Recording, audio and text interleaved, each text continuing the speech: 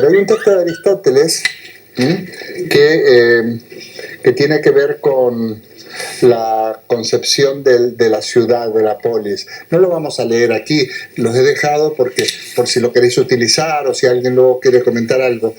Porque no solo tiene que ver con Aristóteles, sino que tiene que ver también con lo que hemos comentado de Platón, de Sócrates. Por ejemplo, por qué Sócrates no acepta que se le condone la pena de muerte, digamos, y porque han dicho, bueno, pues si el exilio, puedes elegir el exilio, y Sócrates dice, no, el exilio no, porque fuera de la polis no soy nada, no soy nadie, ¿no? Entonces, realmente, aparte de desdecirse de sus enseñanzas, es porque lo importante, la unidad importante es la polis, la ciudad, la comunidad, ¿no? La comunidad política, ¿no? Bueno, pues Aristóteles también Platón es igual y Aristóteles es igual, para que veáis que hay realmente una unidad en el pensamiento griego y en general en el pensamiento filosófico. Ayer me decían unos alumnos, no, pero es que Aristóteles es muy distinto de Platón. Pues no te lo creas que es tan distinto. Lo que ocurre, tal como hemos estado viendo, que Aristóteles hila más fino.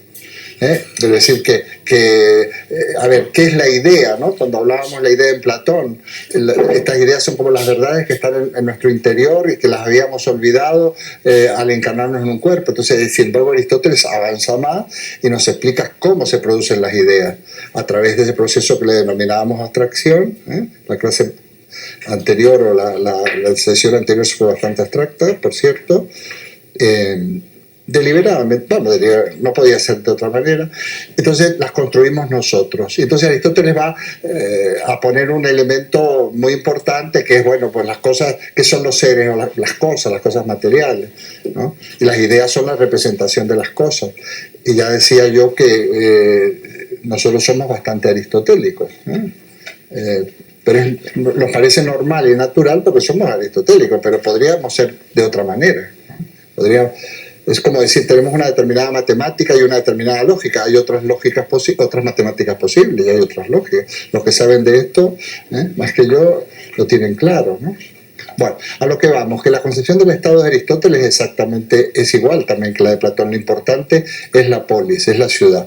Esto es lo que da sentido un poco. Esto también tiene que ver con la cuestión del bien. El bien para los griegos es eso que te permite la felicidad, conseguir la virtud y ser felices, es el bien común en realidad. No es el bien, es un bien individual, pero el individuo tiene sentido en función de la sociedad. Aristóteles dirá aquí, somos un animal social, un animal político también. Son políticos, animal político en el sentido social. Somos un ser social, fundamentalmente el sentido de nuestra, no es la individualidad, sino la comunidad.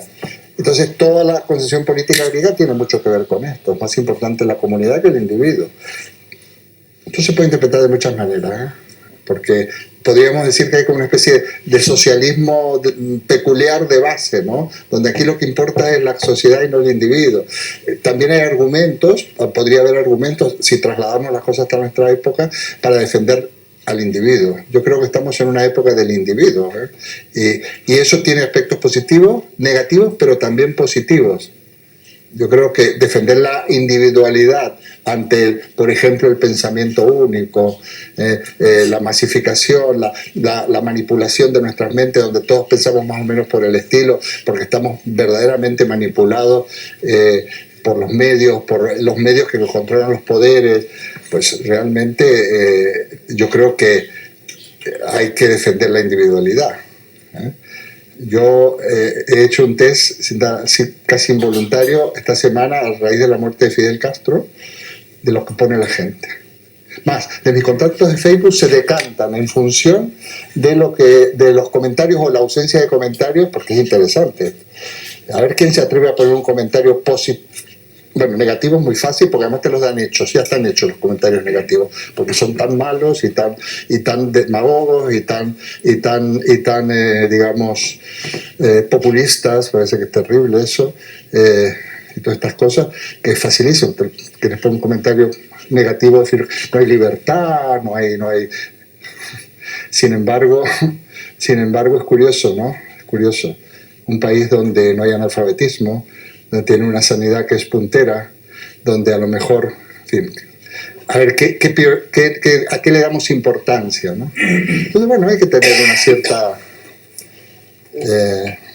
bueno, pues es interesante, simplemente. Porque depende de dónde estés y en las latitudes que estés, pues hay un pensamiento que intenta apoderarse y se eslogans, de repente dice, es que este es bolivariano. Se dice que es bolivariano, un señor de Europa, en Europa bolivariano. Bolivariano es Syriza de Grecia, esos son bolivarianos. Es un genio Bolívar porque está inspirando a toda la humanidad, ¿no? Pues bueno, es interesante lo que la gente piensa. Y entonces yo sí, hoy hay que defender también el pensamiento individual y ser libre y ser también un sano eclecticismo.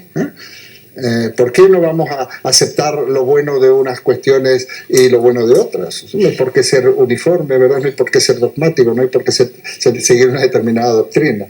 Estamos en una época, yo creo, caracterizada por algunos como la época de la posverdad. Desde luego el tango Cambalache, que ya se escribió hace casi 100 años, sería muy interesante y sería muy gráfico, ¿no? Siglo XX, era para el siglo XX, podríamos seguir diciendo lo mismo. Problemático y febril, el que no llora no mama y el que no afana es un gil, ¿no? Da lo mismo que sea cura, colchonero, rey de bastos, caradura o polizón, ¿no? Da lo mismo. Bueno, pues estamos en una época donde realmente...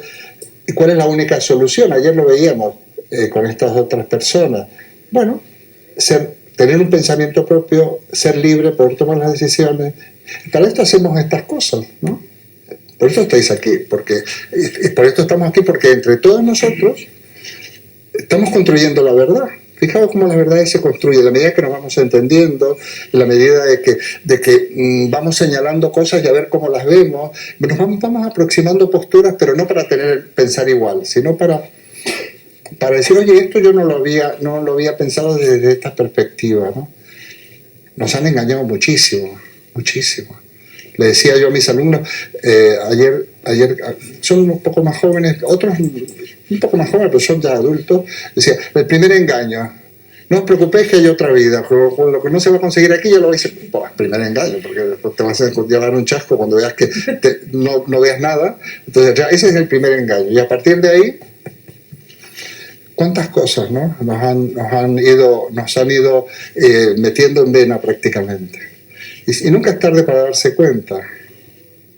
Somos unos primates extraños que de repente algo ha ocurrido con nuestro cerebro y empezamos a ser conscientes de algo. Por supuesto, lo primero que inventamos son inmortalidades, y además inventamos otra vida, inventamos dioses, sin darnos cuenta que los únicos dioses somos nosotros, que no está nada mal. Porque ojalá éramos nosotros los dioses, porque entonces nuestros semejantes también son dioses y pues tenemos que respetar, no los podemos manipular.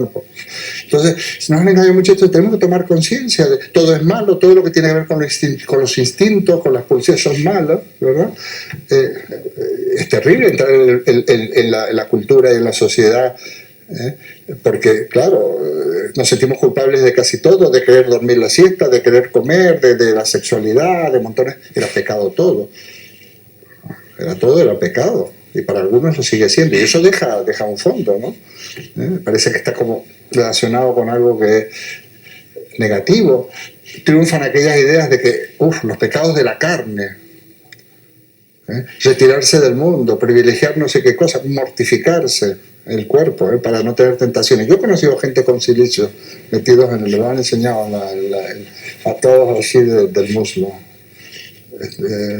Chicos que estudiaban jesuitas. Bueno, esto quiero decir que por esto la reflexión de lo que significa realmente la búsqueda del bien y del bien común y todas estas cuestiones podríamos leer en estos textos. Estoy introduciendo cosas. Luego entonces dije, como encontré uno de Epicuro, lo voy a poner. Y puse que esperar otros días. Sin embargo, esto sí lo podemos leer. La alusión a Epicuro dice en la famosa carta a Meneceo, ¿no? Dice, nadie por ser joven vacile en filosofar, ni por hallarse viejo de filosofar se fatigue. Pues nadie está demasiado adelantado ni retardado para lo que concierne a la salud de su alma. El que dicen que aún no le llegó la hora de filosofar o que ya le ha pasado, es como quien dice que no se le presenta o que ya no hay tiempo para la felicidad. De modo que deben filosofar tanto el joven como el viejo, el uno para que envejeciendo se rejuvenezca en bienes por el recuerdo agradecido de los pasados, el otro por ser a un tiempo joven y maduro por su serenidad ante el futuro. A mí me gusta mucho la palabra serenidad, ¿eh? Los que estén merodeando mi edad saben muy bien que es el mayor don es la serenidad. Nosotros realmente, si estamos programados que vamos a vivir X, estoy seguro que si conseguimos estar serenos vamos a tener un plus, ¿no? En fin. Así pues, hay que meditar lo que produce la felicidad, ya que cuando está presente lo tenemos todo, y cuando falta, todo lo hacemos por poseerla. Esto es un poco Eros también, ¿no? El Eros que todo se consigue, pero bueno, pero no es permanente, ¿no? Lo que de continuo te he aconsejado, medita y ponlo en práctica, reflexionando que esos principios son los elementos básicos de una vida feliz. Yo mandaré luego todo lo que tenga de este Señor. Considera en primer lugar a la divinidad como un ser vivo, incorruptible y feliz, como lo ha suscrito la noción común de lo... A ver dónde saco esto yo, de lo divino, pero tengo que ir así. Perdón. Esto lo tengo como foto. De lo divino, y no le atribuyas nada extraño a la inmortalidad o impropio de la felicidad. Represéntate, en cambio, referido a ella, todo cuanto sea susceptible de preservar la beatitud que va unida a la inmortalidad. Los dioses, en efecto, existen, porque el conocimiento que de ellos tenemos es evidente, pero no son como lo cree el vulgo, pues las manifestaciones del vulgo sobre los dioses no son prenociones, sino falsas suposiciones. Por eso de los dioses se desprenden los mayores daños y beneficios. Habituados a sus propias virtudes, en cualquier momento acogen a aquellos que les son semejantes, considerando todo lo que no es de su clase como extraño, etc. Bueno, acostúmbrate a pensar que la muerte nada es para nosotros, pues que todo bien y mal reside en la sensación y la muerte es privación del sentir. Por lo tanto, el recto conocimiento de que nada es para nosotros la muerte hace dichoso la condición mortal de nuestra vida, no porque le añada una duración ilimitada, sino porque elimina el ansia de inmortalidad. No hay, las reflexiones que hacen sobre la muerte los epicúreos y los estoicos, como sabéis, son geniales. Algo diremos. Nada hay, pues, terrible en el vivir para quien ha comprendido rectamente que nada sensible hay en el no vivir. De modo que es necio quien dice que teme a la muerte, no porque la angustiará al presentarse, sino porque le angustia esperarla. Pero lo que al presentarse no causa perturbación, vanamente afligirá mientras se aguarda, etcétera, etcétera. Bueno, lo termino, me está costando leerlo. Así que el más espantoso de los males, la muerte, nada es para nosotros, puesto que mientras nosotros somos, la muerte no está presente. Y cuando la muerte se presenta, entonces no existimos.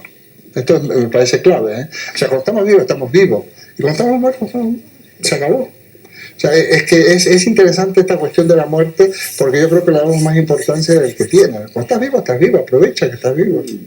Porque total, te mueres y a partir de eso, yo siempre he pensado muchas veces, el momento que me muero, se acabó, ¿no? Es que no te enteras. No te enteras, o sea.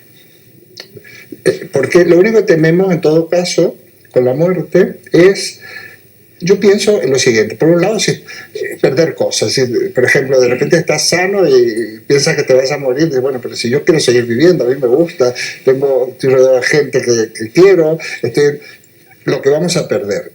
Y también tememos al sufrimiento, claro. Pero hoy en día tampoco se sufre tanto, porque si hay buenos cuidados paliativos no se sufre tanto. Y al no conocer lo que hay. Y al no conocer lo que hay después. No, es que no hay nada, o sea, bueno, yo como estoy convencido, yo estoy convencido, yo estoy convencido. Sí. No te puedo decir si existe este mundo, si existe otro mundo, no lo sabemos, ni a favor ni en contra. Claro, me parece bien. Pero eso eso no implica que no lo haya, no lo sabemos. Claro, exactamente. Eso es yo por ejemplo, claro, pero lo que pasa es que en las cosas donde no hay testimonios de los sentidos, que veíamos con la semana pasada de Aristóteles, lo único que podemos hacer es conjeturas, ¿verdad? Sí.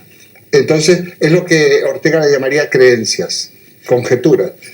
Claro, Ortega decía que lo importante era convertir las creencias en ideas y no podemos nunca convertirlo en una idea. Pero hay conjeturas que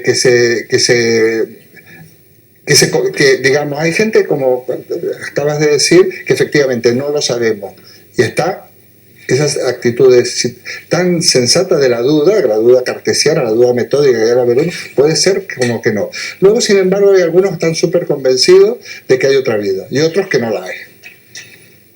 Las tres posibilidades, yo por ejemplo, sinceramente, no tendría que, porque como no sois chicos jóvenes, no estoy educándoos, a veces dice, bueno, si uno fuera el profesor, guárdate tus convicciones personales, porque parecería que estás adoctrinando, ¿no? Porque son chicos jóvenes y lo que tú digas tiene importancia.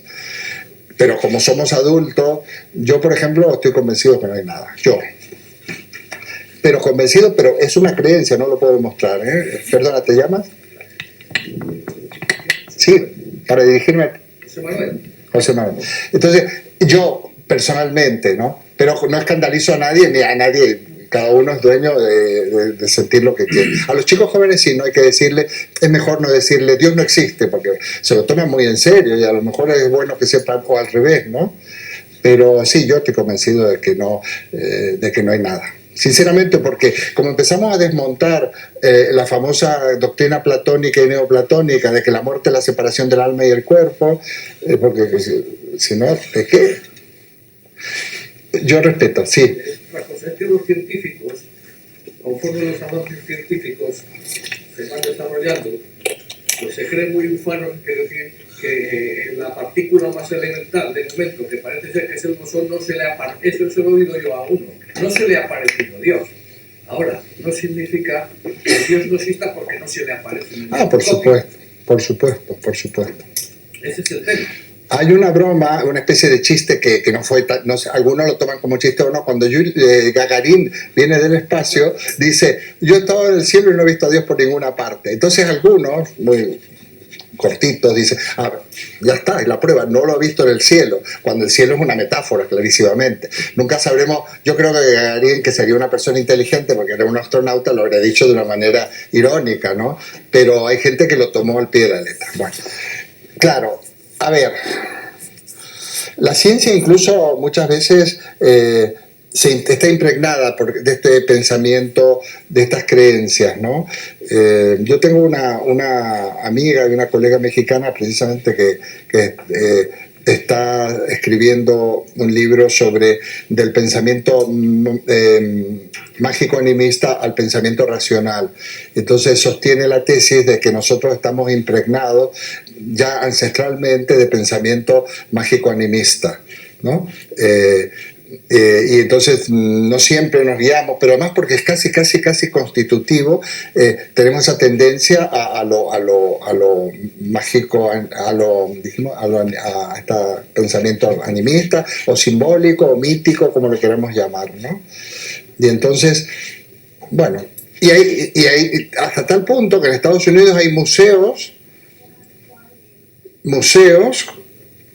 del creacionismo.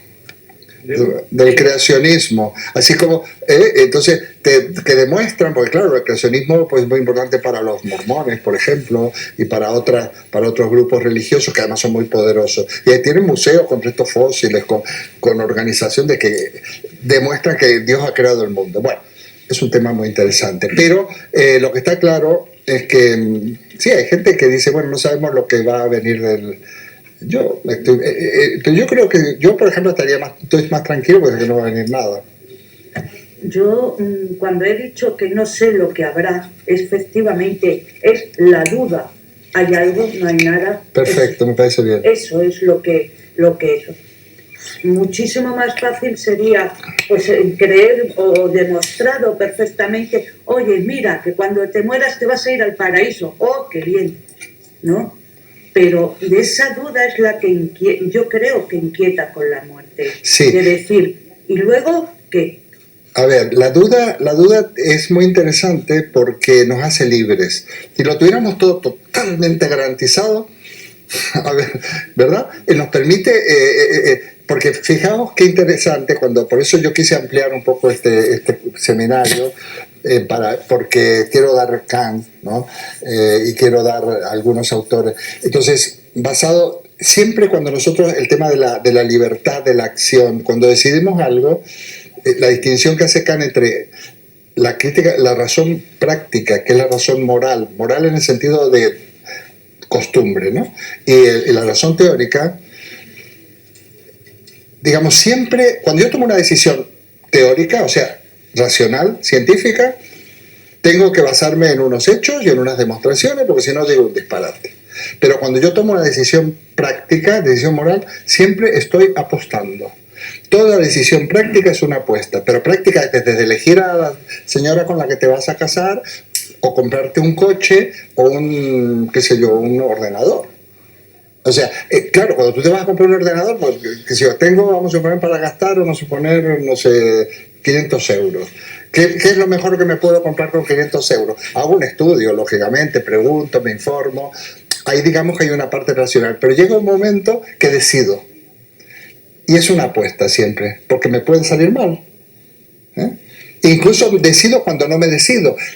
Hay unas elecciones, no sé a quién votar, todos los políticos son iguales, empiezo a dudar y al final me pillé el toro y no fui a votar, pues me abstuve. O sea, el no decidir es también decidirse, pero son siempre apuestas. Y porque es el terreno de la libertad, la base de la decisión moral es la libertad. Por eso es tan importante, primero, ser libres, por un lado. O sea, haber profundizado nuestra libertad, que vamos a hablar mucho de estas cosas. Pero al mismo tiempo, claro, elige mejor el que más conoce, porque tú tienes en cuenta más elementos, tienes más elementos de juicio para elegir. O sea, eliges mejor. Y así todo te puedes equivocar. Pero, claro, yo digo que lo importante en las decisiones morales, por ejemplo, es que la apuesta no sea demasiado alocada. Lo más sensata posible. Si tú eliges, hay algunos caminos que te llevan al fracaso seguro. Es como si yo me empeñara ahora que yo quiero ser jugador de baloncesto y además jugar en la NBA, pero tal como estoy. Eduardo, vamos a ver, vas a pegarte un trastazo impresionante porque es imposible. Entonces, para eso sirve un poco la razón, pero las decisiones son siempre apuestas, ¿no? Y entonces, efectivamente, la vida es un poco, en el fondo, una apuesta. Porque vamos tanteando, nos vamos orientando. Yo creo que todo el mundo voluntariamente quiere ser mejor persona, ¿no? A nadie se le ocurre pensar que todos queremos... ¿Por qué? Porque estamos mejor, porque estamos más serenos, somos más felices. Yo creo que una de las mayores cosas que nos pueden pasar, creo yo, ¿no? Cuando hemos realmente hecho mal a alguien, hemos sido... involuntariamente también lo pasamos mal, pero ya cuando es voluntario, si realmente tenemos un poco de conciencia, pues no podemos estar a gusto. Lo peor que podemos hacer es ofender a los demás. No que te ofendan a ti, porque tú tienes la posibilidad de perdonar, pero ofender a los demás es muy feo, ¿no? Entonces, bueno, eso se inscribe un poco en esa duda existencial también que la muerte tiene que ver, porque, un segundito, Tess, porque realmente nosotros somos vida, ¿no? Y entonces nos parece como algo extraño, pero al mismo tiempo la vida es tan corta y Y yo tengo una cosa, os lo voy a mandar, si queréis, era también para seminario anterior, tal como lo planteaba, son 2 o 3 paginitas y hablo de la muerte. Pero no digo nada, no doy ninguna conclusión, siempre planteo cosas. O sea, ¿qué es lo malo de la muerte? La muerte, temer nuestro propio dolor, y una muerte muy mala, una experiencia de la muerte muy mala cuando se nos muere una persona que nos deja. Que nos deja. Una amiga mía se le murió el marido siendo muy mayor y estaba muy enfadada con él. ¿Será posible que me haya dejado? Lo decía un poco, estaba muy enfadada y dice, ¿por qué me ha dejado? Y luego si hablamos de otra vida, mira, yo te digo que yo creo, estoy convencido que no, y yo se me pierden las llaves y le pido a mi madre que me ayude a buscarlas. Mi madre ha fallecido ya hace unos años. Y le digo, ay mamá, por favor, tal cosa. Y yo estoy... Entonces, ¿qué es eso? Este pensamiento, esta actitud que tenemos en los seres humanos que trascendemos. Por ahí leía los otros días estas cosas que ponen en el Facebook, que la mayoría sabe que son disparates, pero esto era verdad, o sea, independiente, está vivo mientras se acuerden de ti. O sea, la muerte auténtica es cuando nadie te recuerda. Y hay un tipo de inmortalidad, al menos histórica. Por ejemplo, a ver, Platón y Aristóteles no están muertos del todo. Estamos continuamente recordándolos, ¿no? Sí, Teresa.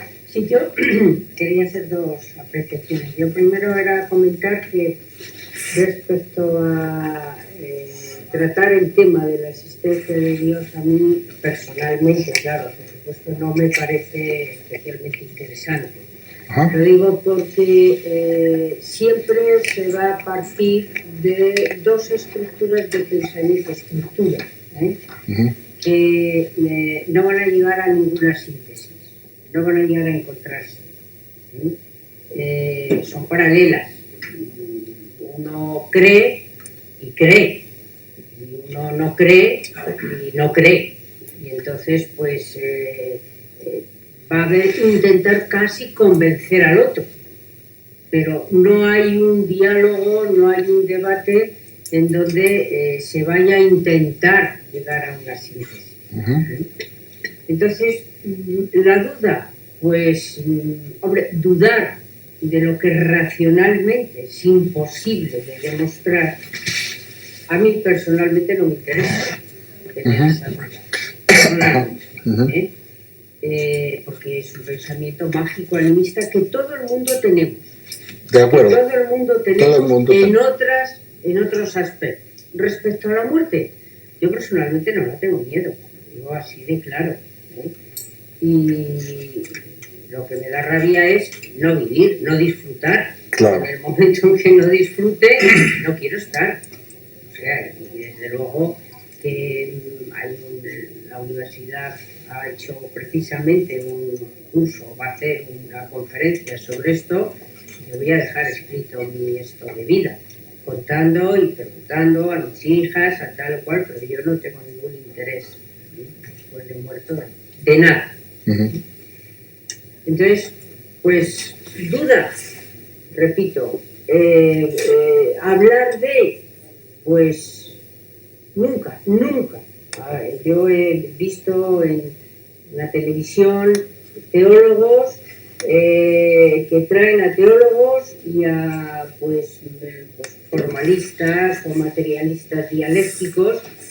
No es interesante, no hay diálogo, no vale para nada. Y luego, por otro lado, y dado que has hablado del concepto de muerte, me parece que el estoicismo ahí sí que es francamente interesante, porque la actitud estoica ante la vida sí que puede producir una cierta serenidad. Sí, estamos de acuerdo. Entonces, creo que hablar del estoicismo pues sí que genera debate desde el pensamiento de los estoicos y una actitud ante la vida estoica. ¿Esta luz se podrá apagar? Pues si vienes me sale me brilla el coco de la calva y además me sale como si fuera un iluminado. Esta mía. Perfecto. Me sale como si fuera como un áurea, no así, por favor, porque esto luego va al público, no.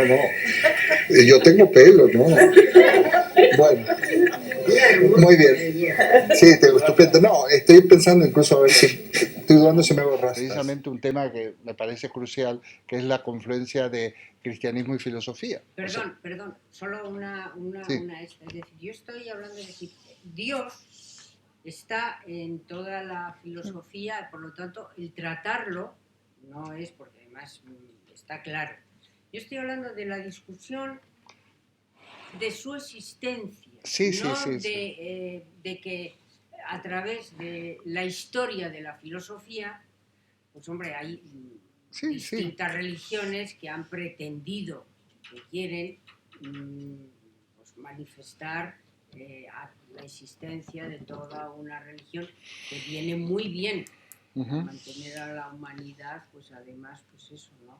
Sí, sí. No, el tema, soy consciente de ello. De hecho, empezamos a tratar ayer en la universidad y creo que algo dejé aquí de caer, porque lo que sí nos toca es Santo Tomás. Yo Santo Tomás no lo dejo de lado. Interesante. Y Santo Tomás no hace ni más ni menos, tiene las famosas 5 vías, aquellas que habréis estudiado todas, como mínimo todos en el instituto, las famosas 5 vías, que es muy interesante plantearlas como corresponde.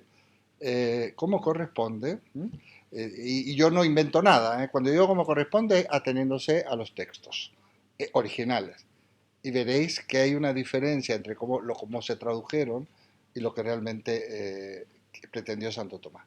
Bueno, muy bien. Efectivamente el tema de Dios tiene que ver con esto también, y son las dos grandes dudas, y bueno, y es muy respetable el creer en Dios, es muy respetable. Aparte de que yo creo que lo mínimo que puede pretender una persona pretender conseguir una persona adulta es que si crees tengas claro en qué estás creyendo, y si no crees, que tengas claro en qué no estás creyendo. No vaya a ser que crees que no crees en una cosa que en realidad el libro este comenté la semana pasada, el de Hans Kuhn, en qué creo yo. Hans Kuhn es un teólogo alemán que fue compañero de seminario de Ratzinger, ¿eh? Compañero de banco y de clase de Ratzinger. Vive todavía, ha sido muy atacado por la Iglesia Católica, pero es un teólogo importante. Le retiran la licencia para enseñar teología, pero como en Alemania se enseña teología en las universidades públicas, pues él es profesor de una cátedra de teología en la universidad pública. Y es muy interesante este libro porque dice, ¿en qué creo yo? Que yo me lo he leído y tengo que decir, cuando me termino el libro, no sé muy bien en qué cree, pero me parece bien. Pero sin embargo tengo claro en lo que no cree. Porque lo que nos dice él es lo siguiente, mirad, en lo que vosotros no creéis, yo tampoco. Es interesante esto. O sea, que no tenemos, hay cosas en las que no hay que creer, pero eso no quiere decir que arrases con cualquier creencia, ¿no? Entonces habría que ver. Yo no sé en lo que cree Hans Kuhn, pero sé en lo que no cree, y en eso coincide con lo que no creemos la mayoría. Hay un Dios, y con eso termino, porque vamos a tratarlo, pues vamos a introducir un poco el tema. El Dios al que tú te refieres, que tiene toda la razón del mundo, es el Dios metafísico. Porque el Dios metafísico, el metafísico de la metafísica que toma el nombre luego la metafísica medieval, que viene de aristotélica y también la platónica, ¿no? Entonces, el Dios metafísico es, en la traducción cristiana, es el primer motor inmóvil de Aristóteles, la causa primera de todo, del movimiento, del devenir, y también es la idea de bien. A ver, ¿a quién se le ocurre rezarle a un primer motor inmóvil que está al fin? El cristianismo hizo una reforma muy importante. El judeocristianismo inicial es muy interesante, pero cuando eso de alguna vez se racionaliza, Dios se convierte en un primer motor o en el bien, y entonces te deja muy desolado, porque el tema de la oración es muy interesante. Yo, por ejemplo, me interesa mucho la figura de Santa Teresa, muchísimo, porque creo que da unas claves muy importantes, y no en vano Santa Teresa tuvo tantos problemas, porque Santa Teresa lo que nos propuso de que ella iba a tener una relación directa con Dios y que no necesitaba intermediarios. Claro, en una religión no puede permitir que los creyentes vayan por libre a relacionarse. Sí, pero no hay que olvidar que es que Santa Teresa era una persona muy especial, era una persona que en su época, pues los Claro. conocimientos, siendo mujer, el saber Exacto. leer, escribir, o sea, Santa Teresa Sí, es mucha sí. Santa Teresa, Sí, pero mucha precisamente las Teresa. personas muy especiales tienen que ser nuestro ejemplo y nos dan una idea de que hay que avanzar en la línea de las personas especiales. No, Santa Teresa lo que pasa es que decía, no, no, yo voy yo por mi cuenta, claro, vas por libre, te saltas todas las instancias, ¿no? Realmente no les gustaba nada. Bueno, vamos a intentar Una cosa, introducir el Eduardo, tema, sí. sobre esto un poco, no profundizando tanto y concretando más que en el tema de la muerte, eh, ¿qué nos puede dar miedo? ¿Y qué podemos aplicar de la filosofía para que ese miedo a la muerte de alguna forma se diluya un poco más? Los orientales hablan mucho del desapego. Tenemos que aprender, porque es que el problema que tenemos es que tenemos una sociedad de mucho liberalismo económico y tal, y lo que nos está haciendo es, nos está haciendo depender de todas las cosas, al ser humano de todas las cosas, de tu televisión, de la psicología, de tus hijos, de tu bienestar, y que nosotros podamos ejercer un control sobre todo, cuando realmente no controlamos. A ti te viene una enfermedad y la has jorobado totalmente y no tienes ningún tal. Entonces, ese desapego que yo creo que tenemos que ir poco a poco, trabajándolo, para que cuando nos llegue el momento no nos importen tanto las cosas, nos tenemos un poco que despedir, o saber despedirnos, desapegarnos y, bueno, de alguna manera no tener nuestro Dios, entre comillas, en lo que está fuera de nosotros. Eso para mí es muy importante. El tema de cómo morimos, yo creo que está superado con los calmantes, Sí. con el dolor, o sea, eso yo creo que nos tiene que preocupar poco. Lo que nos va a venir después no se sabe, con lo cual no puedo preocuparme de algo que desconozco. Yo no lo sé. Entonces yo decido no preocuparme. Que hay algo bueno y he sido muy bueno, pues imagino que tendré un buen destino, si es que fuese así.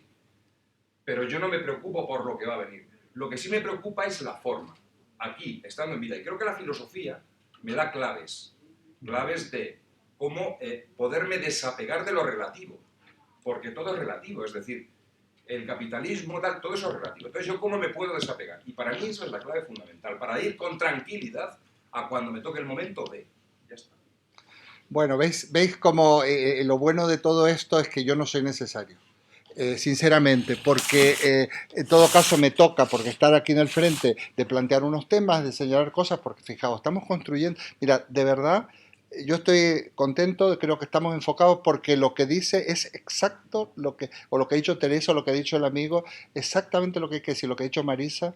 Habla de la duda, habla de que no tenemos, de que realmente, bueno, hay varias maneras de que no tenemos certezas, habla de un Dios que no le interesa a ella esas disquisiciones porque ya veremos cómo no tienen que interesar, pero eso no quiere decir que no interesen otras. Y luego, bueno, yo el desapego es una palabra que no se me cae, no se Estoicismo y estoy desapego, el estoicismo es muy interesante en esa serenidad, porque y por eso yo hablo de que los orientales hablan de desapego y el estoicismo de una actitud en donde no haya que tener esas angustias y esas... sí, no, pero la palabra esa, mira, es una de las que más uso, porque además estoy aprendiendo muchas palabras que empiezan con desaprender, desapego, porque realmente con los apegos es como nos dominan. O sea, el apego, por ejemplo, a las propiedades, el apego al dinero, el apego a quién sabe, al honor, a la fama, al tener un cochazo. ¿eh? Si no nos vamos a llevar nada, aquí hay un personaje histórico viviente que es muy recomendable para estas cosas, que es Mujica de Uruguay. Escuchar a Mujica es una maravilla, ¿no? Porque realmente cuando le dicen a él bueno, que es el presidente más pobre, dicen, no, ¿cómo yo más pobre? Yo soy más rico, porque esto también es del estoicismo. Pobre no es rico no es el que más tiene, sino el que menos necesita. Claro, tú no necesitas nada. Eso luego relacionémonos con la serenidad, por ejemplo, de que no te tienes que estar en el estrés de adquirir, de comprar, de mantener una fama. Realmente eso te produce una serenidad y por otra parte, esta es una actitud estupenda. Y tiene muchísimo que ver también con... Ahí tenemos claves. El desapego es fundamental. Tenemos clave. Porque incluso hasta en el amor. Erich Fromm, que yo recomiendo, son clásicos, pero son clásicos que todo el mundo tiene que leer. El arte de amar, el miedo a la libertad. ¿Eh? Qué importante es, qué significa el amor, porque hay un amor que es apego, que es posesión, que es un amor simbiótico, un amor terrible, donde ambos amantes, ambos miembros, pues se anulan mutuamente y se produce ahí una simbiosis, una especie de pegote, o un amor verdaderamente libre, en donde es un amor entre dos personas que se aportan y que es creativo y que eros, que nunca se dice hasta aquí hemos llegado y tenemos todo, en fin. ¿Veis cómo las verdades que vamos construyendo, por qué van a ser verdaderas? Por supuesto, otra palabra, relativo. Claro que todo es relativo, por supuesto que todo es relativo. Pero ¿qué quiere decir relativo? ¿Algo malo? No, que es relativo a unas circunstancias y a un contexto. Nosotros somos gente de esta época y si realmente estamos siguiendo esta reflexión es porque somos gente de esta época y porque estamos hablando de cosas que tienen que ver con lo que nos preocupa o con lo que interesa, lo que nos gusta. Ahora, fijaos cómo no hay que demostrar la importancia de estas cosas que estamos diciendo, porque las vamos viendo, estamos escuchando a Octavio, escuchamos a Teresa, estamos viendo que es sensato y que además no solo estamos viendo, es que nos pasa a todos. Precisamente la filosofía tiene que hablar el lenguaje de la gente, nuestro lenguaje. Si yo tengo que explicar, a veces hay que explicar porque cuando hay que ser estricto, ¿no? Pero veréis cómo eso se aplica, ¿no? Estricto porque vamos a hacer un estudio estricto de por qué se han desviado ciertas cuestiones. Pero realmente una vez que se señala, la estamos viendo todo y nos vamos fortaleciendo. ¿Por qué? Porque esta sociedad la construimos entre todos, caminamos juntos. En este sentido, el texto de Aristóteles, lo importante que nos arropamos mutuamente. Estas situaciones son increíbles. No nos tenemos que acostumbrar a ellas, tenemos que no perder el sentido del asombro, no tenemos que caer en la obviedad. Mira qué bien, nos vemos por las mañanas aquí o por la tarde. No, estos son acontecimientos, en el buen sentido de la palabra. Que haya gente, que nos reunamos, que nos vayamos conociendo, donde pueden surgir incluso grandes amistades. Porque la amistad no es solo una cosa de cuando íbamos al cole, no, no. Ya sé que a las edades adultas es muy difícil, pero yo aquí ya estoy teniendo muy buenos amigos. Aquí ya estoy teniendo muy buenos amigos, porque independientemente del conjunto, algunos que han dado pasos me aportan muchísimo, muchísimo más de lo que yo aporto a ellos. Bueno, pues eso es fundamental en el epicureísmo, la amistad. El jardín de Epicuro es un lugar de amigos, en donde la amistad es fundamental, porque que luego en el cristianismo se llama amor, en realidad. La amistad porque la amistad no es una alternativa al amor erótico, como sabes, no, no, es la base de cualquier relación interpersonal. Y una pareja que esté sustentada en el amor erótico, si no son amigos, es lo fundamental la amistad, ¿no? Y entonces a mí creo, es que yo además necesitamos esa amistad, necesitamos, y sobre todo, si hubiera que hacer una fórmula para vivir a unas determinadas edades, eh, nosotros nos tenemos que ayudar a vivir, tenemos que ser conscientes, porque aquí hay gente que va a vivir mucho, vamos a decir, vamos a vivir mucho. Pero sobre todo vamos a vivir con calidad, no, estadísticamente, vamos, aquí la supervivencia es cada vez mayor, ¿no? Entonces tenemos que seguir manteniendo toda esta ilusión. Puede quedar una parte importantísima de nuestras vidas. ¿Eh? Puede quedar una parte muy importante. Y si no queda tan larga, bueno, pues lo que hemos vivido, que nos quiten lo bailado luego. Dime. Respecto a lo que decías, ¿cómo te llamas? Yo, Octavio. pero llámame como quieras. Estoy desapegado. Respecto a lo que está diciendo Octavio, Tu nombre va muy bien. pues quiero añadir algo más, por si puede servir, como tú estabas diciendo, de reflexión.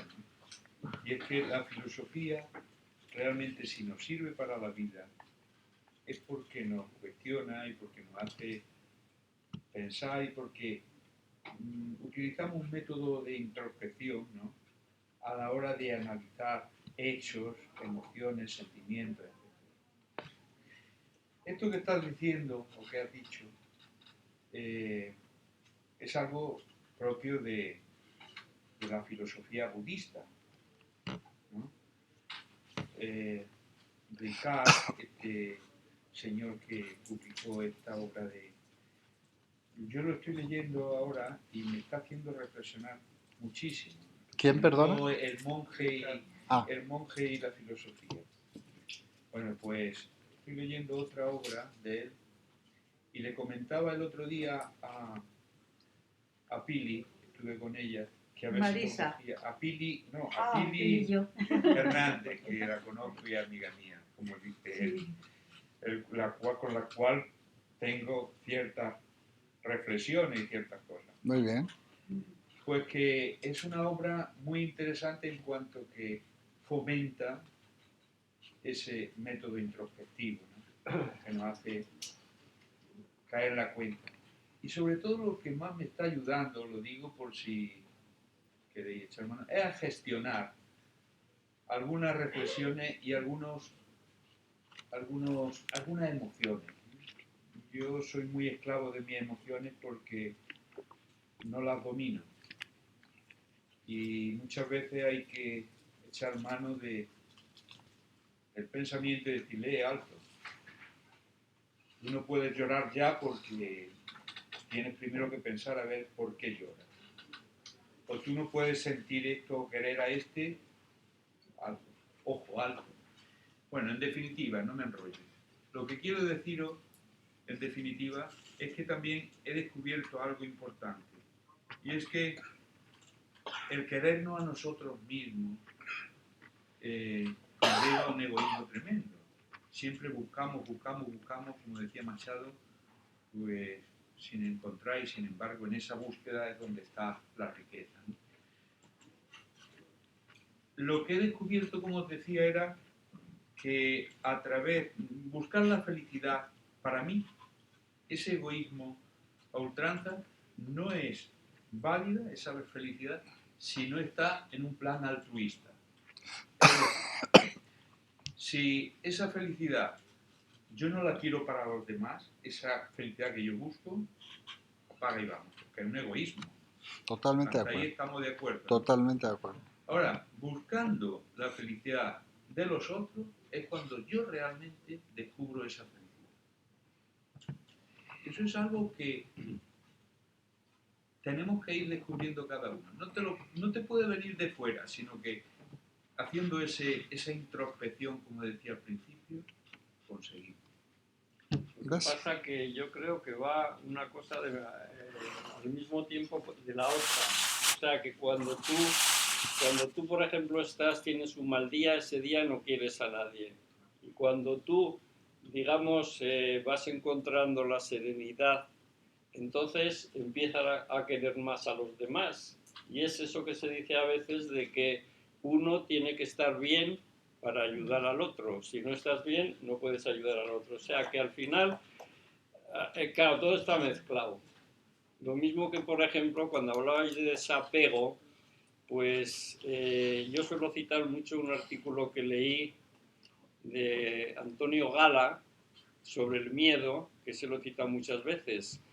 Y entonces ahí sale otra cuestión clave. Él habla no habla del desapego, pero habla de la misma cosa, y es que dice que todos los miedos son ataduras y que para perder el miedo, que es lo mismo que encontrar la felicidad más o menos o la serenidad, entonces tienes que romper esas ataduras, que es lo mismo que desapegarse de las cosas. O sea que al final, digamos que, claro, porque las personas somos una cosa y el pensamiento y el sentimiento, pues, ¿dónde está el pensamiento? ¿Dónde está el sentimiento? Pues todo está mezclado. Entonces, cuando queremos parcelar cosas y cuando queremos hablar del pensamiento o del sentimiento, pues claro, hay que parcelar muchas veces cosas porque tenemos que hablar, pero todo está revuelto y todo es... pues es una cosa, como la palabra cosa vale para todo, pues entonces todo es una cosa, sí. Y cada persona es una cosa y bueno, al final muchas veces parece que somos distintos, somos iguales, que pensamos distintas cosas, pero en el fondo pensamos igual, que uno es bueno y otro es malo, y al final pues ni uno es bueno ni otro es malo, depende del momento en el que se encuentre. Exacto. En fin, un revoltijo. ¿eh? Qué barbaridad, cómo se está poniendo esto, ¿eh? Es increíble. ¿Eh? Una pregunta, señor. ¿Cómo? Una pregunta. Sí, sí, claro, claro. ¿Qué quieres decir, si puedes un poco desintegrarme, en no estar bien? ¿Qué es no estar bien? No estar bien. Sí. Sí, para mí no estar bien, pues yo soy muy simple. Para mí no estar bien es tener miedos y poco más. Sí, sí. ¿Mm? Ya lo hemos No hablado. estar bien, digamos, anímicamente. O sea, no estar bien, no sentirse bien. Cuando te sientes mal, yo estoy muy convencido de que es que tienes algún miedo. Bueno, mira qué Pero es porque no interesante. has gestionado- Mira que sí, sí, no es has que es gestionado interesante. ese miedo, ¿Eh? porque todo está aquí.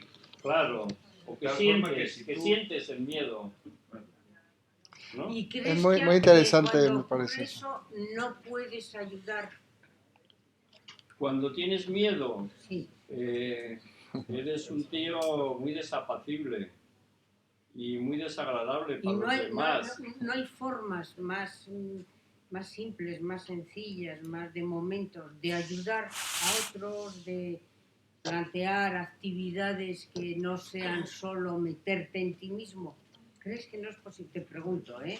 Hombre, posible es, o sea, una persona, yo he sido una persona con miedos toda la vida, todavía tengo muchos miedos y he hecho muchas cosas en la vida, he hecho 2 hijas, me he casado, pero las hubiera hecho infinitamente mejor si no hubiera tenido Bueno. esos miedos. Bueno. Quiero decirte, claro, todos vivimos, todos existimos, todos hacemos cosas, ayudamos, vamos a los caminos a ayudar a no sé quién, ayudamos a una persona, ayudamos al conserje a que no sé qué, en fin, pero si tienes No es tan miedos, lo haces de negativo, una no es tan forma... negativo como tú lo Bueno, pues planteas, eso ¿no? es, ¿eh? Que no es tan negativo. Bueno, vamos a No, claro, ¿querías decir tú eso- algo? Bueno, a mí me gusta, me gusta porque además otras opiniones vienen perfectas, ¿eh? Porque se ha tocado el tema del desapego, se ha tocado el tema del miedo, ¿eh? Se ha tocado el tema de que la felicidad, que le hemos hablado muchas veces, no tiene sentido la felicidad individual, sino es una felicidad de la sociedad, de donde tú vives. O sea, nosotros no podemos ser felices en un mundo de infelices. Otra cosa es que ser consciente no te tiene que impedir también digamos, el disfrutar, ¿no? Porque, claro, de alguna manera tampoco una cosa es ser consciente de algo y otra cosa es decir, bueno, como hay gente que no muere de hambre, yo no me voy a comer un plato de no sé qué. Lo que pasa es que sí hay que luchar porque todos nos podamos comer eso, ¿no?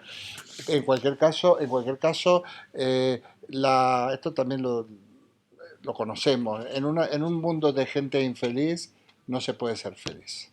Pero hay un grado de felicidad que te da por lo menos, yo es que soy muy kantiano en esto, la satisfacción del deber cumplido. Yo creo en el deber, ¿eh? Bueno, cuando hablemos de Kant veremos qué quiere decir el deber, ¿no? Hay que actuar por deber. Lo que pasa es que el deber no es una imposición, es cuando tú asumes algo como un deber. Ahí está la libertad. Entonces, si se actúa por deber, pues causa una gran satisfacción el haber cumplido tu deber. Es como decir, bueno, yo me pongo esta meta, no sé, yo le digo a mis alumnos aprobar tal cosa y con todo el esfuerzo lo consigo. Yo me propongo la meta de que quiero hacer la maratón de estas que hacen en el San Silvestre. Me entreno y consigo llegar, no importa cómo. O sea, ponerse metas, qué importante es, ¿no? Bueno, esto es enorme. Vamos a seguir tratando estos temas, por lo tanto ahora hacemos un poquito de cosa escolar y cuento lo que pasa después de la muerte de Aristóteles, así vamos a hacer una especie de repaso histórico para que yo pueda introducir, como vamos a tener 2 semanas, porque al final hemos decidido la semana del puente no venir, a lo mejor puedo mandar algo de todas maneras y sobre todo darle también un avance para hacer un primer cierre y luego esperar hasta febrero. A ver, cuando se muere Aristóteles, bueno, ya sabéis que Aristóteles es discípulo de Platón, va a la academia, pero no queda al frente de la academia y Aristóteles funda otra escuela que es el Liceo, ¿no?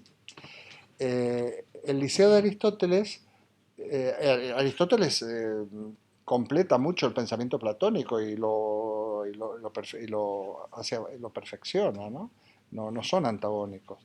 Pero Aristóteles, como sabéis, era un macedonio, era un científico, astrónomo, botánico, zoólogo, un hombre, yo me lo imagino vestido con con un morral y vestido como de campo, y el otro era más bien un señor, Platón era un ciudadano ateniense, obviamente. Platón se dedica a formar a estos ciudadanos en la ética y en la política, y Aristóteles sí, es maestro de Alejandro, pero lo acompaña además porque era un viajero, y por eso conocía tanto de setas como Luis, seguro, segurísimo. Podría haber hecho un curso de setas ya en aquella época, no me extrañaría. Bueno, lo acompañaba en los viajes y demás. Entonces, la escuela aristotélica, a la muerte de Aristóteles, en Atenas no se enraiza, porque es muy fuerte el platonismo. Entonces, Alejandría, que por cierto es una ciudad del norte de África fundada en honor a Alejandro Magno, funda la famosa Biblioteca de Alejandría, que en realidad es como yo digo siempre como una universidad, porque se acopia, se trae todo el material, todos los libros, intentan adquirir muchos de los libros que había dispersos, estos rollos de papiro, y bueno, si habéis visto la película de Amenábar, Ágora, pues veis más o menos que era un espacio donde también se reunían, tenían clases, daban clases. Entonces, ahí es cuando prende el aristotelismo. Por eso Alejandría, la época helenística, es una época donde de alguna manera la capital cultural es Alejandría y es donde se va a desarrollar las ciencias. Esto de las capitales culturales es interesante porque Atenas fue una capital cultural. Roma no lo fue nunca. Roma fue una capital administrativa, porque los romanos no, incluso la religión romana trasvasan la religión griega. Zeus es Júpiter, Afrodita es Venus, etcétera, etcétera, ¿no? En cambio, pero es administrativa. La civilización romana lo que hizo fue calzadas en Europa, estupendas. Yo paso cerca por aquí una fuente, hay un resto de una calzada romana, en unos paseos que a veces doy. Eh, Hizo calzadas, ¿para qué? Muy fácil, para que vinieran con más facilidad los impuestos y fueran las legiones a controlar que los impuestos llegaran, ¿no? Pero inventaron el derecho, claro, para organizar la cuestión de la propiedad y la cuestión de la organización de la riqueza y la herencia y los tributos y todo. Fueron los autores del derecho. Pero la gran capital cultural fue Atenas. Y en la época helenística, que va del siglo III, muerte de Aristóteles, hasta el siglo II, III de nuestra era cristiana. Son como 400, 500 años, el centro es Alejandría. Una de las figuras claves es Ptolomeo, Ptolomeo II, que no solo era digamos, un rey, no solo era decían un mecenas, bueno, una persona que dispone de muchos recursos para que esto ocurra, sino que además era un científico, como sabéis muy bien, ¿no? Bueno. Entonces, en esa época helenística que vamos a estudiar pasan muchísimas cosas, porque sí que teniendo como en cuenta un poco la figura de Jesús, aquel profeta, Jesús de Nazaret, sí que marca sí que hay ahí una fractura o hay un antes y un después. Curiosamente, una persona tan sencilla, tan marginal y tan poco relevante desde el punto de vista del poder político o intelectual o científico como podía haber sido Jesús, ¿no? Entonces, habría que ver, primero, en qué consiste realmente, cuál fue el aporte de la cultura griega y qué ocurre cuando entra unión, en confluencia con el cristianismo, el judeocristianismo. Esto es clave porque así como hay cosas que si nosotros entendemos, vamos a quizás conocernos más a nosotros mismos y poder tomar más decisiones, mejores decisiones, es muy importante conocer nuestra historia. Lo de la memoria histórica no es solo de ayer, es quiénes somos nosotros. Nosotros somos el resultado de esa simbiosis entre judeo-cristianismo y cultura greco-romana. Digo simbiosis, Teresa, como tú sabes muy bien, porque la simbiosis es un término que se utiliza mucho en psicología, lo utiliza mucho Eric Fromm, y eso como un pegote. La simbiosis es una unión mal hecha, en el fondo, donde ambos elementos pierden casi su identidad, ¿no? Entonces yo lo uso como simbiosis. Quiero decir que en esa unión de cristianismo y filosofía, ambos se desfiguran. No importa, eso no lo podemos resolver, porque en la historia las cosas son como son, no se pueden, no podrían haber sido seguramente de otra manera. Entonces, fijaos lo que ocurre. Por un lado, bueno, Grecia, Atenas, es el ejemplo, digamos, cultural más cercano de lo que se podría llamar, desde el punto de vista de lo lingüística, del tronco de lenguas indoeuropeas.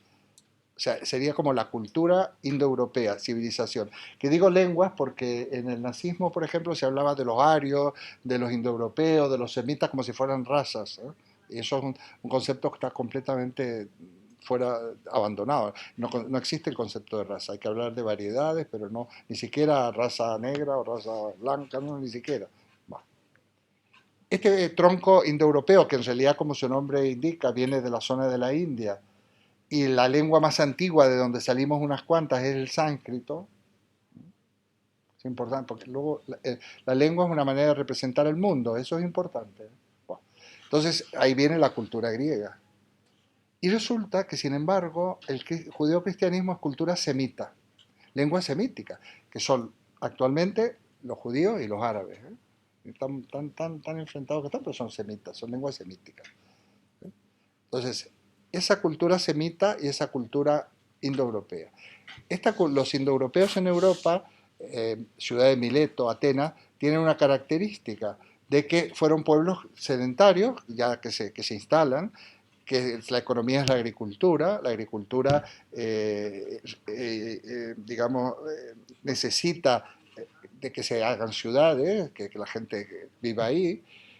La agricultura produce riqueza y produce divisas, porque las grandes divisas de la antigüedad, ¿qué son? Pues el trigo que se puede almacenar, el aceite, el vino, lo que producimos nosotros. Eso les permite comerciar conseguir especias, conseguir telas, conseguir otros productos que venían de Asia o de otros lugares. Entonces, los pueblos sedentarios construyen templos, tienen muchos dioses, claro, porque están ahí, pueden hacer templos. El politeísmo famoso es cantidad de divinidades porque es también propio, el tener muchos dioses es de pueblos ricos, porque hay un dios para cada cosa, ¿no? Y además un culto y una fiesta para cada cosa, porque son pueblos económicamente potentes en aquella época. Y luego están unos pastores nómadas, que no tienen tierra, que son estos hebreos, pastores del desierto. Del desierto porque son débiles y son pobres y no les dejan, tienen que merodear la zona para poder dar de comer a su ganado. Estos pueblos tienen prácticamente una autoridad única, que es el patriarca. Ese patriarca es el más anciano, porque es el más experimentado, pero además es padre, abuelo, bisabuelo de todo el mundo.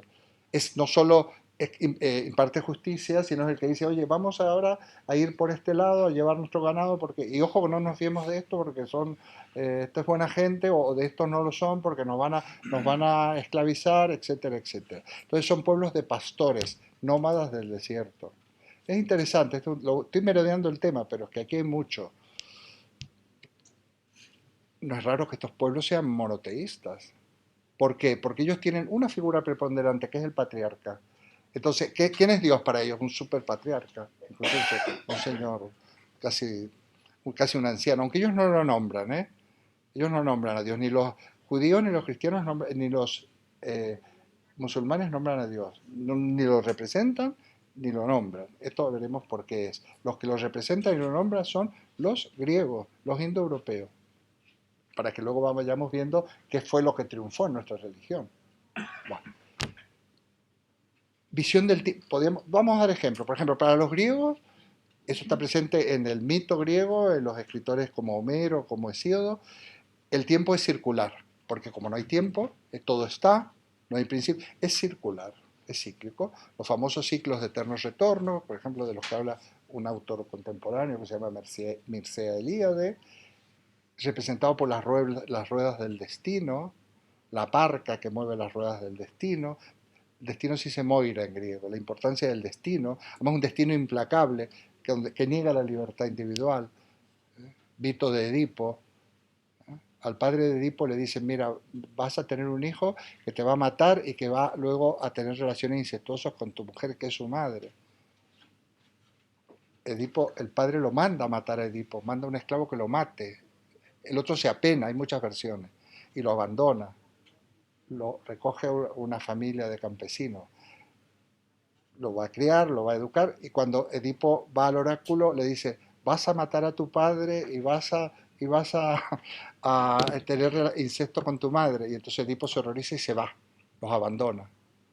Se encuentra con un guerrero, le da muerte, luego encuentra una reina viuda, se enamora. Bueno, él quiere escapar al destino y no puede, ¿no? El destino es implacable. Y además es terrible porque esa es la tragedia griega. Habría que hacer en algún momento también una reflexión sobre la tragedia griega, porque se traslada mucho a la vida la diferencia entre tragedia y drama. No es lo mismo, ¿eh? Drama es una cosa que es problemática, pero tiene una resolución posible buena. La tragedia no puedes hacer nada, estás totalmente condenado al fracaso. Es muy interesante esto. Bueno, la visión del tiempo que tienen los hebreos, que, a ver, unos transhumantes, visión lineal, punto de partida, trayectoria, recorrido, llegada, el famoso alfa y omega. Entonces tiene una visión lineal del tiempo. Es interesante contraponer la visión cíclica y la visión lineal.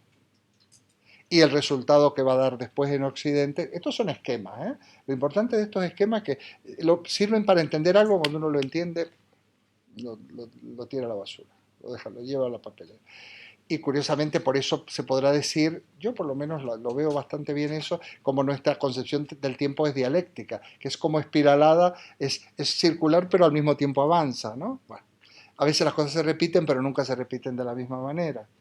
Si uno ve, los otros días yo veía una película de esta del cine español, no sé qué, esa que pasan en la 2, y una película de los años 40, vi las mismas modas, pero no exactamente igual, ¿no? Las mismas modas se repiten pero siempre avanzando. Bueno, visión cíclica, visión lineal, politeísmo, monoteísmo, la organización política, la democracia que es distributiva, la organización política de una tribu es que tiene que haber un cabecilla, tiene que haber un dirigente que tiene que ser el más sabio, y el más respetado. No es que lo voten, es que se ha ganado el respeto por años, ¿no? Es muy interesante también, nos vamos a tratar la igualdad que había en la época bíblica, la bastante igualdad que había entre hombre y mujer, la importancia de la mujer, al punto de que para ellos el linaje viene por la madre y hay un personaje como María, independientemente de las cuestiones, que es madre de Dios, en definitiva, para ellos. Luego para los cristianos, la mujer tiene un papel de mucha importancia, cosa que para los griegos el amor verdadero era el amor con hombres, ¿no? El de mujeres la mujer estaba para la procreación. Bueno, entonces, bueno, otra cosa, para los hebreos el ser humano era materia, material. Eso sí, distinguían entre sangre y cuerpo. De hecho, cuando ellos, como no realizan sacrificios humanos, otra cosa, pero sí sacrifican algún ganado, el mejor tiene que ser, lo que hacen es derramar su sangre, ¿no? Como homenaje a Dios. ¿Qué dice Jesús? No dice este es mi cuerpo y esta es mi alma, dice este es mi cuerpo y esta es mi sangre. Todavía es un hebreo clarísimo. Este es mi cuerpo y esta es mi sangre, que será derramada por vosotros, para el perdón de los pecados. ¿Qué quiere decir que será derramada? Bueno, que me vais a entregar vosotros, que me vais a traicionar, que porque estáis más interesados en mantener el poder que en este mensaje que yo traigo. Jesús, por otra parte, va a reformar la ley mosaica, va a reformar, y va a decir, momento, un solo mandamiento os dejo, dejémonos de tantos mandamientos, que está bien,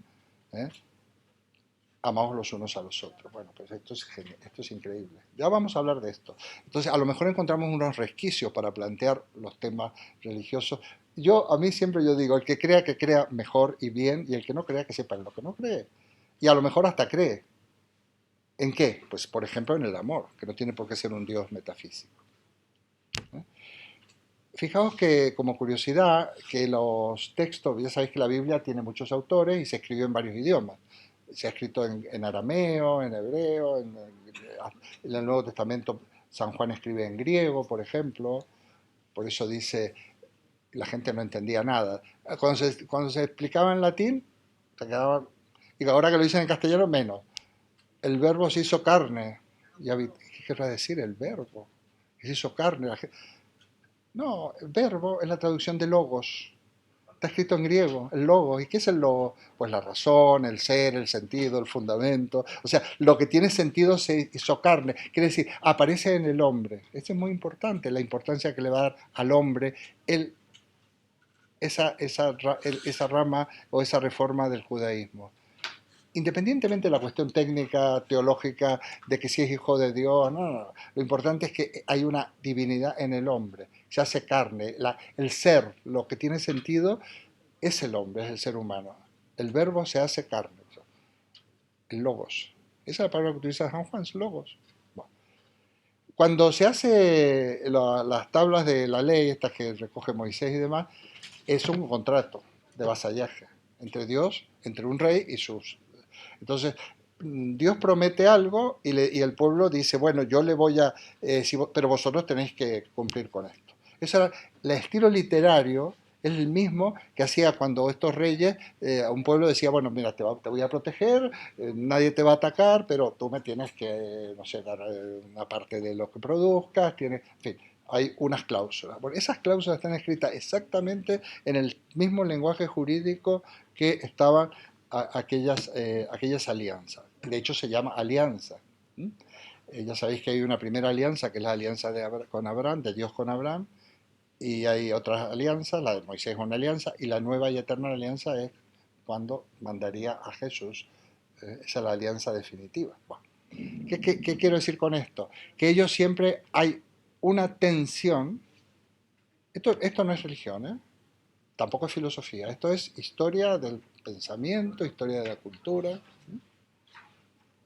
Porque si yo estuviera en una clase de religión o de teología, pues teníamos que suponer que tenemos fe. No, que somos personas de buena voluntad que estamos intentando comprender textos y maneras de pensar, cuestiones ancestrales en nuestra cultura que nos definen. Siempre se habla concesión lineal del tiempo y hay una tensión entre la promesa y el cumplimiento de la promesa. Dios dice, si vosotros cumplís conmigo, el Antiguo Testamento, Yahvé dice, os voy a dar tierra y descendencia. A ver, ¿qué es lo mejor que se le puede prometer a un nómada del desierto? Tierra, porque no tenían tierra. ¿Y descendencia para qué? Para trabajar la tierra y para defenderse. Y David es el primero que... entonces es lo mejor. Entonces, ellos esperan tierra y descendencia. No estamos hablando estamos hablando de que ellos quieren tierra y quieren descendencia.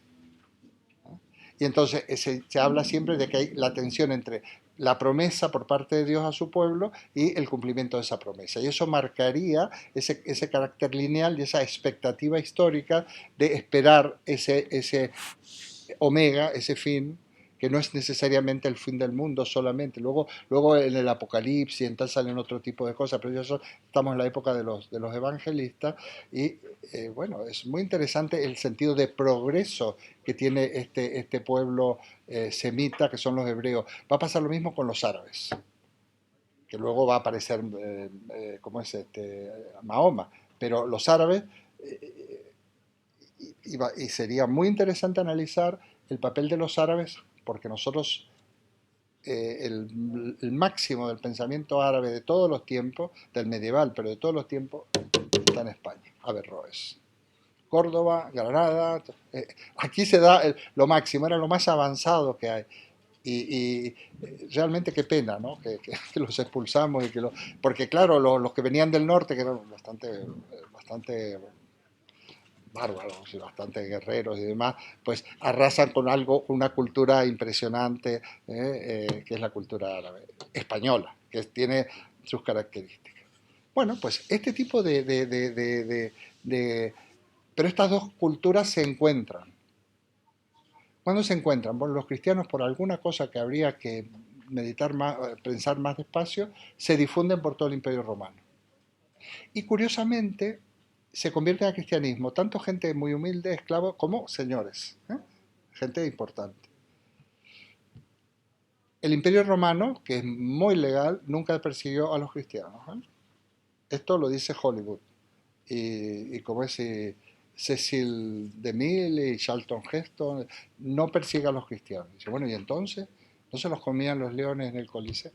A ver, no persiguió a los cristianos como tal, pero algunos magistrados, gobernantes y demás, los cristianos le caen fatal porque ven que de alguna manera el miedo les socava el poder. Entonces se los acusa para condenarlos. Se los acusa, es muy fácil, ¿eh?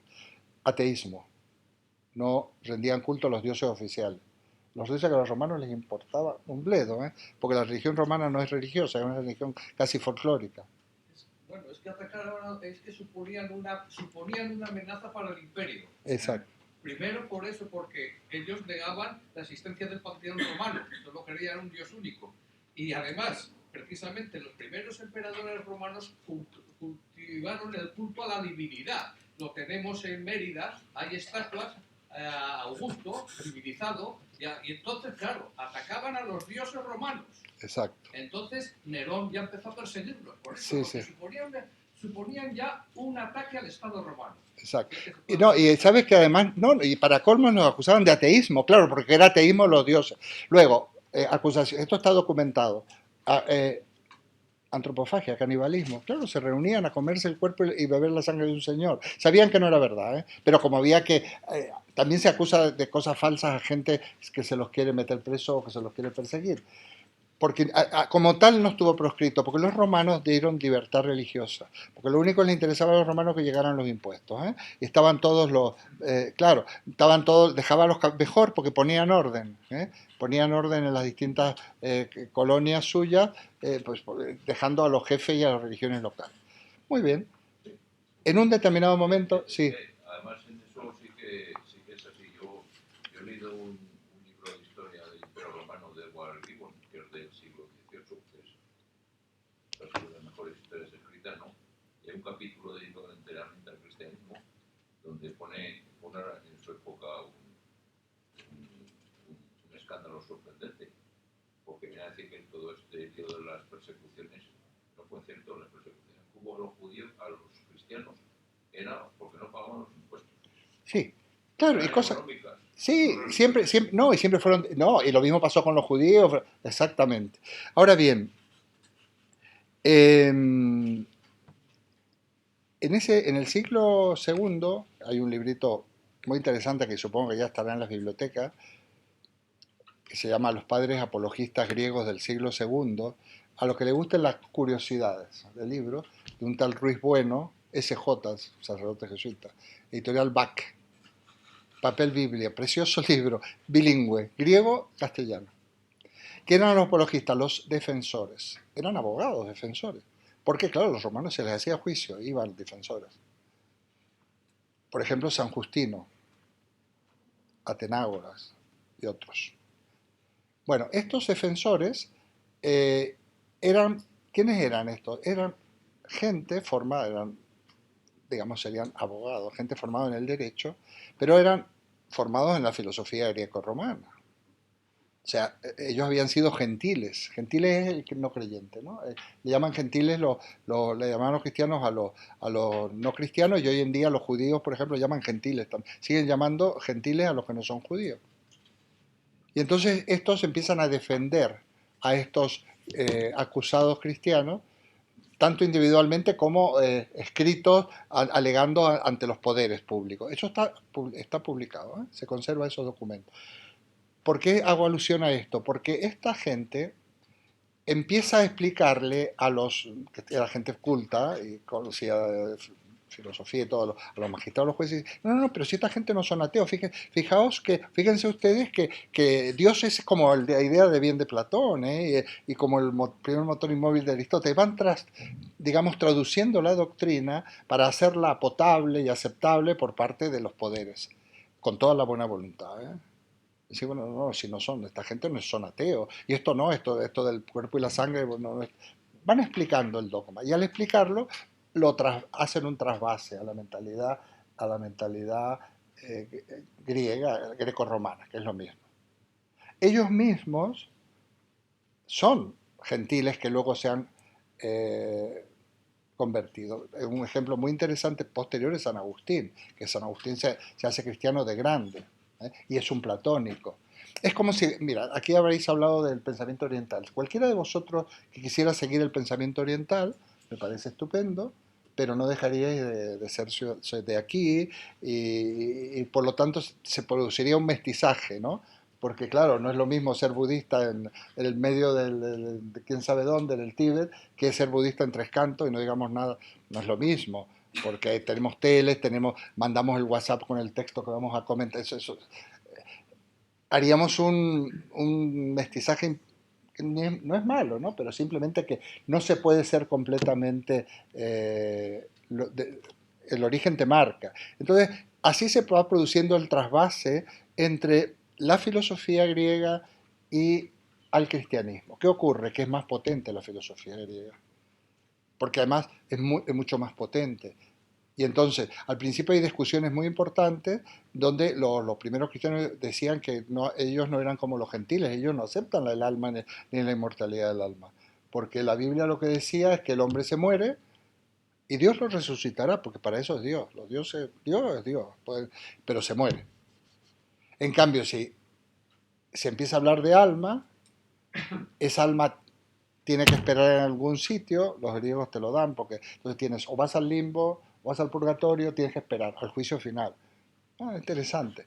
O al infierno a lo mejor vas directo, no lo sé. Ahora han derogado casi todos los sitios, porque el alma puede que no la hayan derogado, pero han derogado todos los sitios donde el alma tiene que esperar el juicio final. Ya no hay cielo, ya no hay infierno, oficialmente. El limbo, por supuesto, fue lo primero que derogaron.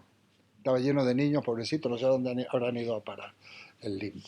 Bueno, la cuestión es que curiosamente se va produciendo un trasvase. Bueno, hay un elemento, yo a esto le suelo llamar siempre cuáles fueron las causas de esta confluencia, pero hay una muy importante, muy importante. El imperio era muy grande, era ingobernable. ¿Qué tenía en común? Un súbdito del imperio de Anatolia y uno de Britania y uno de España. El cristianismo. Curiosamente, era lo único.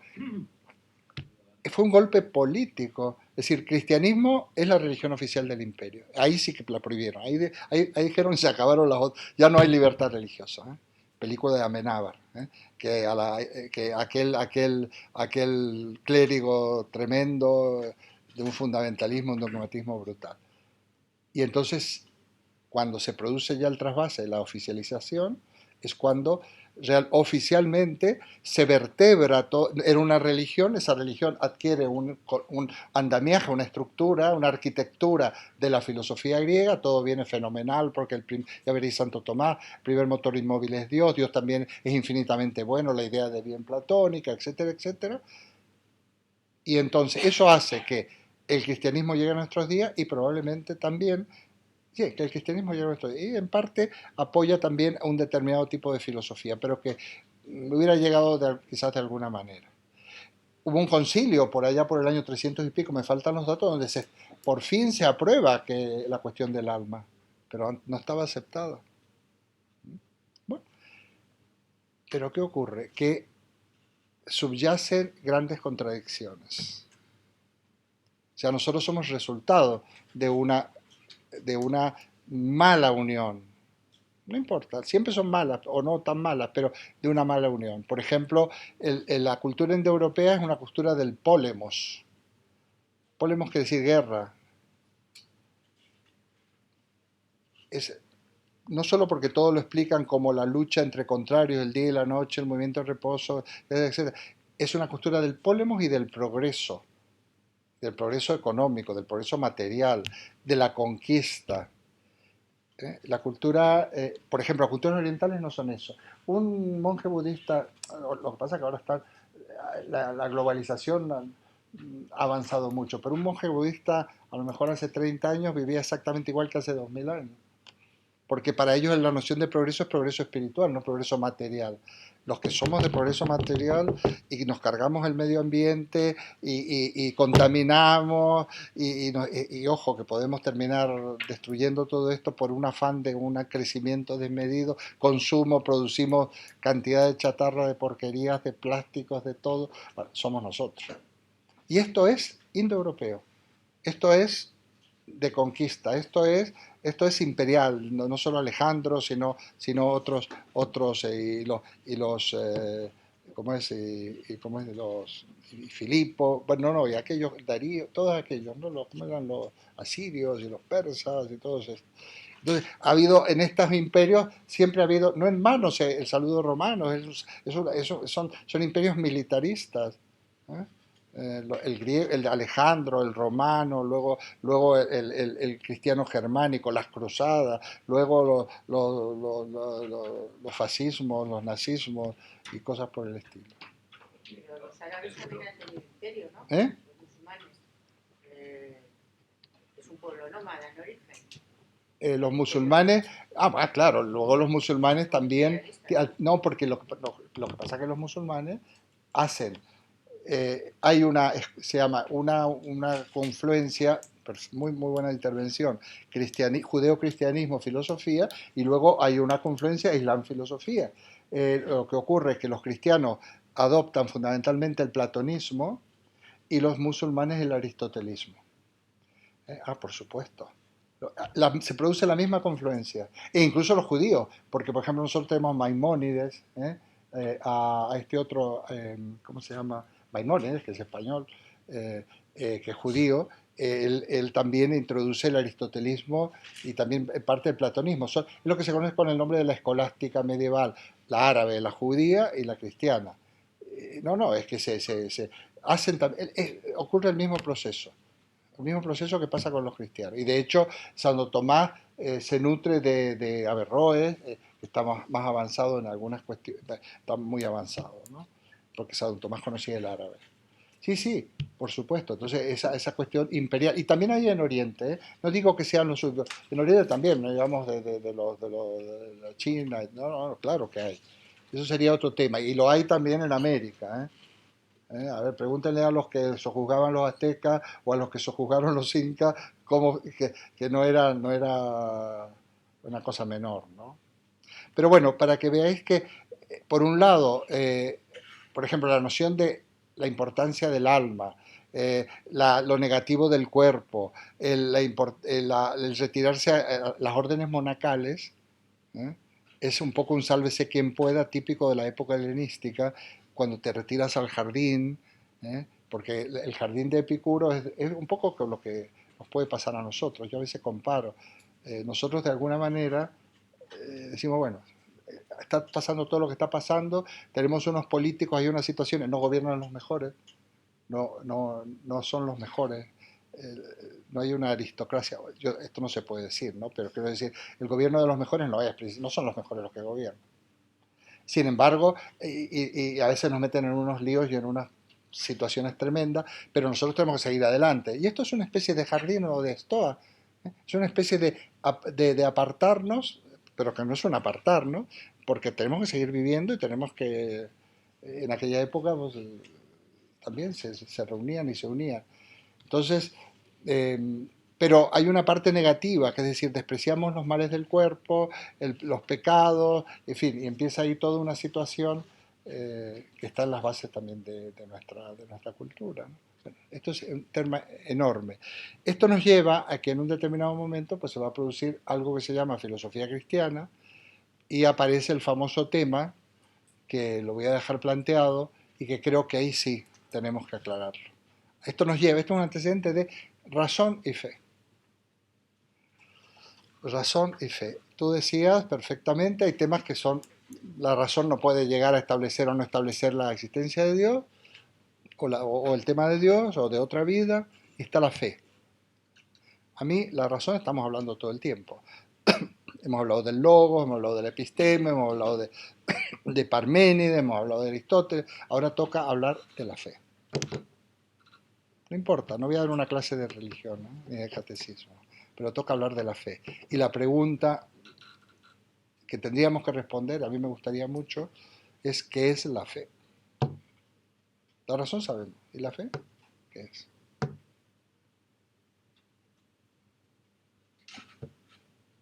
A ver, hay gente que tiene fe aquí, seguro. Sería muy interesante. No, no es que esto no es que sea una confesión pública, estamos en una cosa de no sé qué, de evangelistas, de esto que empiezan a confesar. Pero, desde luego, la persona que tiene fe tendría que poder explicar muy bien, o bastante bien, ¿eh? A sus hijos, a sus nietos, a sus amigos, en qué consiste su fe. No estaría mal. Explicar un poco, ¿eh? ¿Por qué tienes fe? ¿En qué crees? Y también sería muy interesante la persona que, el agnóstico, el agnosticismo es una postura muy interesante, es la de Kant, por ejemplo. No, ni me pronuncio por una cosa, ni me pronuncio por otra. ¿Eh? Me abstengo, no está mal. Y luego el ateo, también hay ateos, clarísimos ateos. ¿Eh? Y el ateo dice, bueno, a ver, ¿en qué consiste que tú seas ateo? ¿No? No está mal. La fe puede ser un sentimiento, se me ocurre ahora. Sí, el sentimiento sí es. Perfecto. Ha dicho que el ateísmo también sería otro sentimiento. Sí, no, pero está, no, perfecto. No te has pillado los dedos, has dicho algo muy, muy adecuado. Sí, es un sentimiento, la fe, claro que es un sentimiento. Claro que es un sentimiento. Entiendo el sentimiento que dice Teodoro. Sí, digo que entiendo el sentimiento como fe, que dice Teodoro, desde un ángulo, desde el ánimo de pueblerino.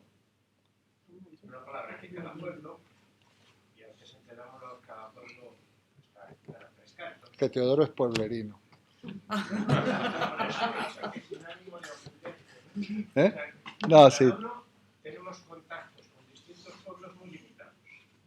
En función de los contactos que tenemos con nuestros pueblos, ampliamos nuestra visión del mundo. Sí. Cuanto más limitado sea, evidentemente más o monoteísta o... Sí, lo que pasa es que puede haber sentimientos más limitados o menos limitados, pero yo sí estoy de acuerdo, fíjate que es un sentimiento, ¿eh? El que tiene fe es un sentimiento, entre otras cosas porque los sentimientos, como diría José Manuel, ¿no? No se pueden demostrar, o sea, los sentimientos escapan a la racionalidad, ¿no? El sentimiento es el sentimiento. Tú le dices a tu hija, oye, no sé cómo puedes salir con ese personaje, no te das cuenta que esto es un vago y seguramente será un borracho, este es un maltratador. Dice, sí, tienes razón, papá, pero yo lo quiero. Amigo. Y ahí no puedes seguir razón, es que lo quiero. Claro. Pero mira que eso, no sigas por ese lado, lo quiero, se acabó. Este es el sentimiento, ¿no? El sentimiento, digamos, va más allá de la razón. Ojalá pudiéramos, independientemente que diga, no, yo actúo por esto. Y entonces tú te encuentras que verdaderamente hay gente que hace del amor digamos, un emblema en su vida, ¿no? Estuve con Enrique Dussel hace poco. Enrique Dussel recomiendo muchísimo, es un filósofo de Mendoza como yo, que se tuvo que ir y terminó en México, tiene 81 años actualmente y está en México. Y él es estuve con él, hacía muchísimos años que no lo veía, y bueno, filósofo muy importante.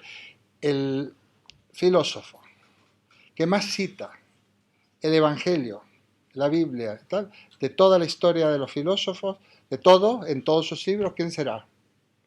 Pues Marx, que además era judío.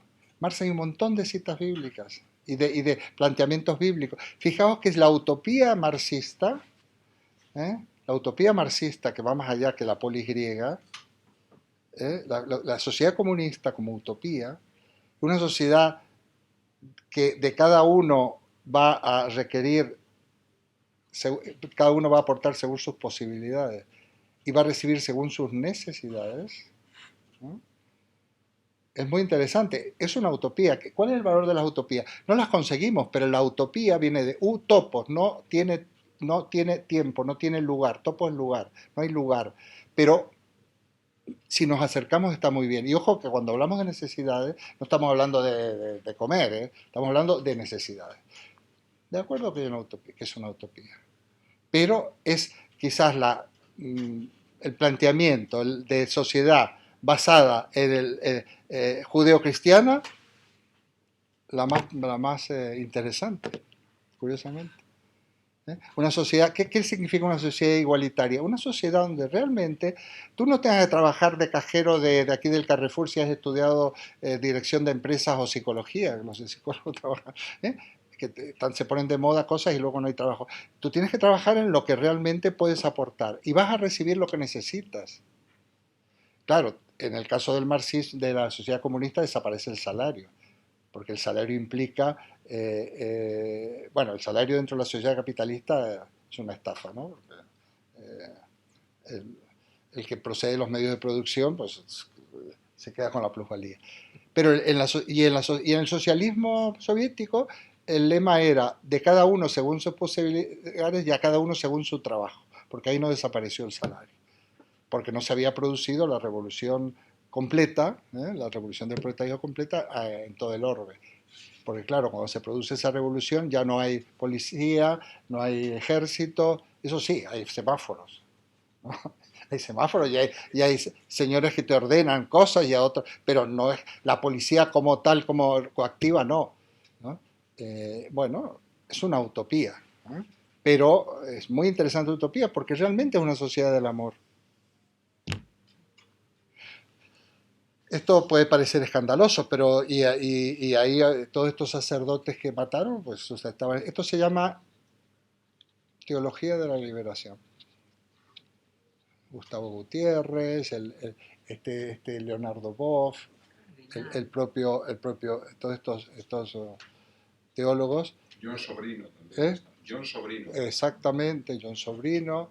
Es interesante porque desde luego que es una visión del cristianismo muy auténtica, muy respetable y que permite el diálogo perfectamente porque no es dogmática entre los creyentes, son creyentes. Pasa que habría que ver en qué Dios creen, no creen en el Dios metafísico. Creen en lo que tú decías. Creen, realmente si algo vale la pena, porque no dudamos de casi todo, es que realmente tenemos que, para ser felices, porque en el fondo, ¿qué sería ir al cielo? Alcanzar la felicidad, ¿no? Porque ¿qué es ir al cielo? ¿Qué es la otra vida? Volver al mundo de las ideas de Platón, al Olimpo, al topos Urano, volver ahí. Y a través de un proceso de purificación o de catarsis, ¿no? Bueno, ¿qué es nuestro cielo? Pues luchar por una sociedad, bregar, no que no utilicemos una palabra tan bélica, bregar por una sociedad más, donde seamos felices, donde... Yo tengo hoy un texto, no sé si lo tengo aquí, de García Márquez, como termina 100 años de soledad, donde por fin los pobres de la tierra puedan, no sé qué. Un texto precioso que está justo al fin de 100 años de soledad, de un artículo que yo presenté en un congreso, en un simposio hace muchos años en México. Bueno, pues como siempre nos quedamos... Un segundo antes de eso, porque es que me importa mucho lo que dices de la definición de razón, fe y ateísmo. Y no he entendido el contenido que ha dado Roberto a fe como un concepto pueblerino. ¿Me dejas 2 segundos para que me lo explique un poco más? Porque no lo he entendido. Bueno. Sí, antes Teodoro decía que la fe la entiende como sentimiento.